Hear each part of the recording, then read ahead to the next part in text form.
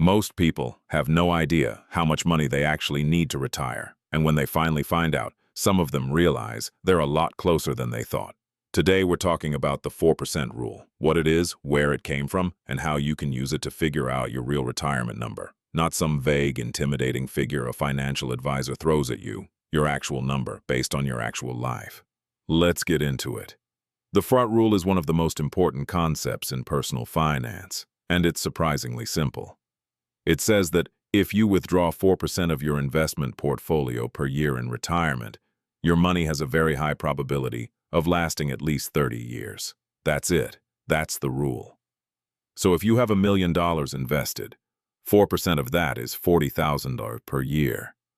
That's your annual spending budget in retirement. If you can live on $40,000 a year, $1 million is your number. Now, where did this rule come from? It wasn't made up. It came from a study done in 1994 by a financial advisor named William Bengen. He looked at historical market data going back decades, ran the numbers through different retirement scenarios, including crashes, recessions, periods of high inflation, and found that a 4% withdrawal rate held up consistently. His research was later backed up by what's known as the Trinity study, which analyzed 30-year retirement windows across different stock and bond mixes. The conclusion was the same. 4% works, historically speaking. The reason it works is that a diversified investment portfolio, especially one heavy in broad stock market index funds, tends to grow over time. Even when you're pulling money out, the growth offsets a lot of the withdrawals. You're not just draining a savings account. You're drawing from something that's still working for you. Now here's how you use this rule to find your number. It's a simple formula. Take your expected annual spending in retirement and multiply it by 25. That's it. Multiply by 25. Why 25? Because 4% is 1/25th of your total portfolio. It's just math. If you plan to spend $30,000 a year, your target is $750,000. If you plan to spend $50,000 a year, you need $1.25 million. If you want $80,000 a year, you're targeting $2 million. The formula scales to your life. This is why figuring out your spending matters so much more than chasing some arbitrary number. People obsess over becoming a millionaire without ever asking themselves what they'd actually spend in retirement. You might need less than you think, or you might realize you need to cut some expenses before you get there. Let's talk about some important nuances here, because I don't want to oversimplify this. The 4% rule assumes roughly a 30-year retirement. If you're planning to retire at 65, that probably works fine. But if you're trying to retire at 40 or 45, you're looking at a 40 or 50-year retirement. That's a longer runway, and there's more room for unexpected things to happen.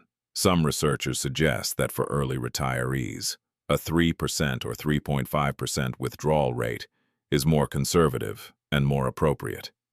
That changes your target number. A 3.5% rate means you multiply your annual spending by about 28 or 29 instead of 25. Another thing to think about is inflation. The 4% rule accounts for inflation by allowing you to adjust your withdrawals upward over time, but that also means your portfolio needs to keep growing to support that. This is why keeping your money in a diversified, growth-oriented portfolio during retirement, not just sitting in cash, is so important. Also, Social Security. If you're retiring early, you won't touch Social Security for a while, but eventually it kicks in. When it does, that reduces how much you need to pull from your portfolio, which actually makes your money last longer. So, early retirees often find that their portfolio pressure eases significantly once they hit their 60s and Social Security becomes a factor. Healthcare is another wild card. If you retire before 65, you're on your own for health insurance before Medicare. That can be a real cost. Sometimes $500 to $1,000 a month or more depending on where you live and your situation. Factor that into your annual spending estimate so you're not caught off guard. Now, let's talk strategy for actually hitting your number. The single most powerful thing you can do is invest consistently in low-cost index funds inside tax-advantaged accounts like a 401k, a Roth IRA, or an HSA. You want to be in broad market funds, not trying to pick individual stocks or time the market. The boring approach wins here.